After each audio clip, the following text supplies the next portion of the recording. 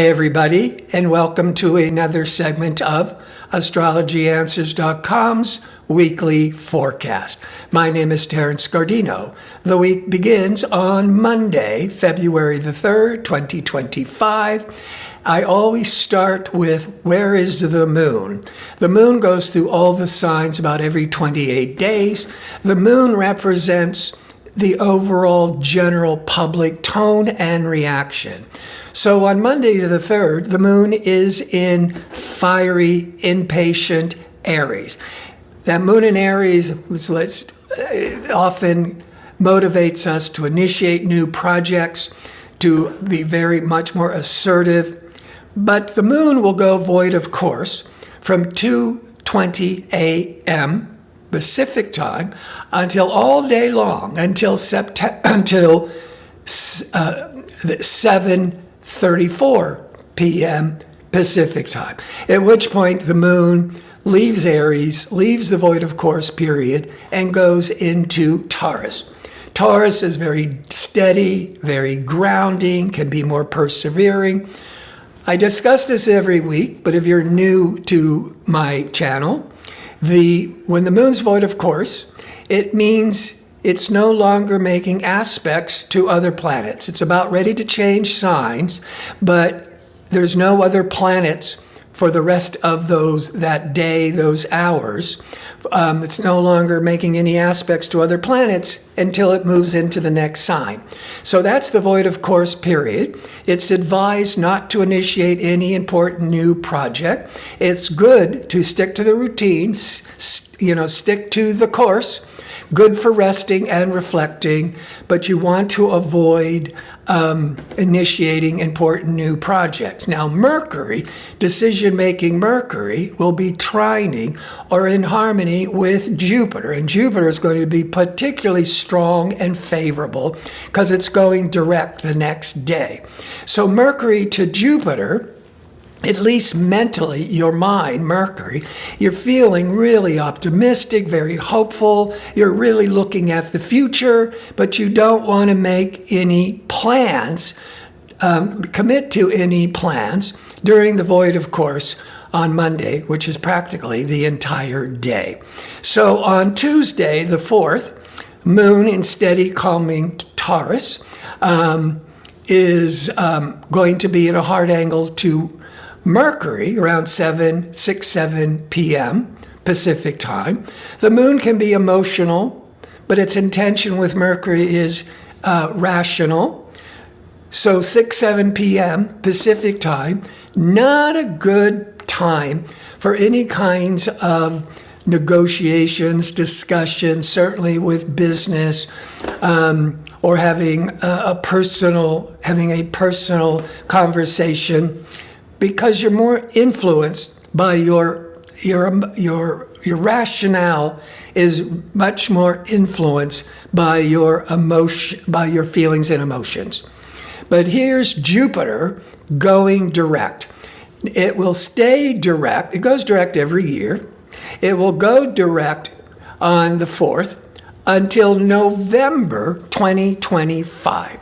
All things Jupiter, when it was retrograde from the previous months in 2024, is whatever you were expecting Jupiter, whatever was promised to you with Jupiter. During the retrograde, it's more delayed or the outcome is smaller. But now that it's going direct, and it'll be there for almost the entire year, what you're hoping for, what's being promised, what you're planning, has more of an opportunity to move forwards. All things Jupiter will be expanding: higher education, long distance traveling, publishing, teaching, marketing. Wednesday, the moon continues in Taurus, and it's going to cross over Uranus. The moon crosses over every planet once every 28 days. So around 11 a.m. to maybe up to 1 p.m. Pacific time, that emotional moon, but it's in steady grounding Taurus, is going to cross over surprising, unpredictable Uranus. Now, if there's any kind of an emotional upset, it's not going to be as bad as when the Uranus, or when the moon is in other signs. Because that moon in Taurus keeps us more grounded, and Uranus can be overly upsetting and innovative, but it can be very positive for breaking out of old habits, or there might be some exciting opportunities, especially now that Jupiter has gone direct. And the moon will go void, of course, again on Wednesday from 7:30 p.m. until 10:44 p.m. Pacific time, at which point the moon, the public moon, goes into Gemini. Gemini is very conversational, it's brainstorming ideas, it's a restlessness, it's very adaptable, it's very flexible, all the qualities of Gemini. On Thursday, the moon in Gemini will cross over Jupiter around 6 to 8 p.m. Pacific time. So the public tone, the moon, will be more upbeat, enthusiastic, optimistic because of Jupiter. And you may be more inclined to start making plans, travel plans, educational plans, publishing plans that you might have been thinking quite a bit about on Tuesday the 4th. But now on Thursday, you might be feeling more comfortable, more confident to start making commitments.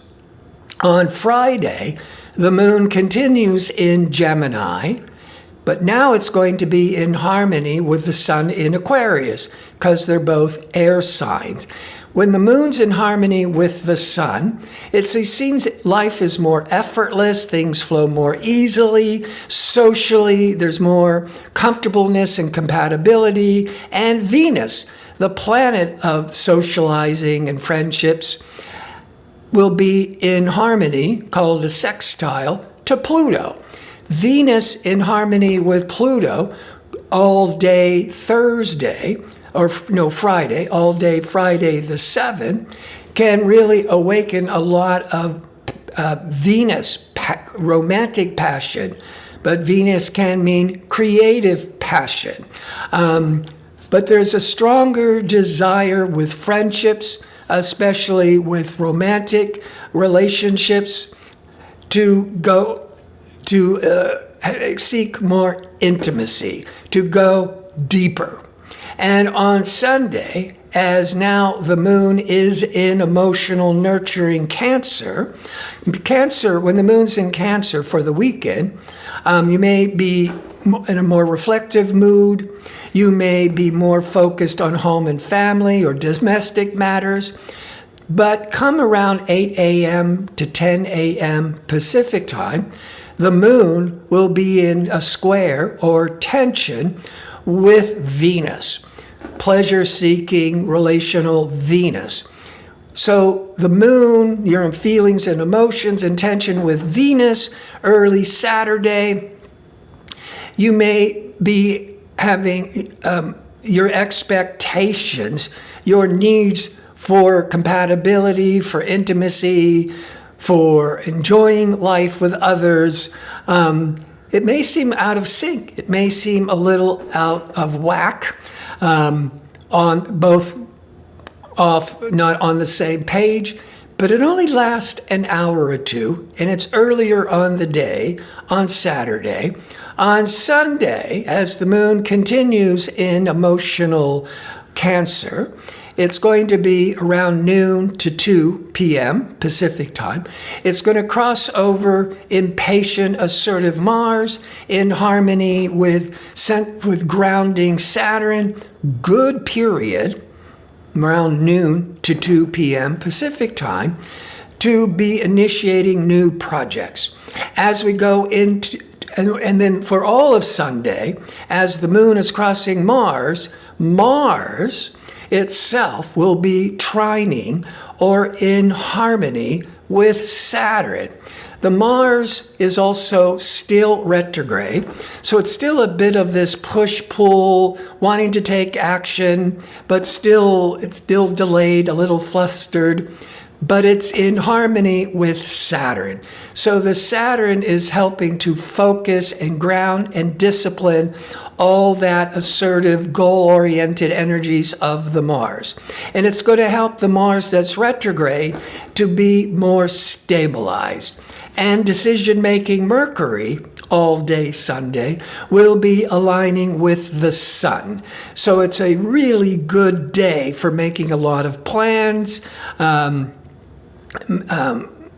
making a lot of discussions, negotiations. That's all that Mercury. A lot of learning. That's that Mercury in being focused by the Sun.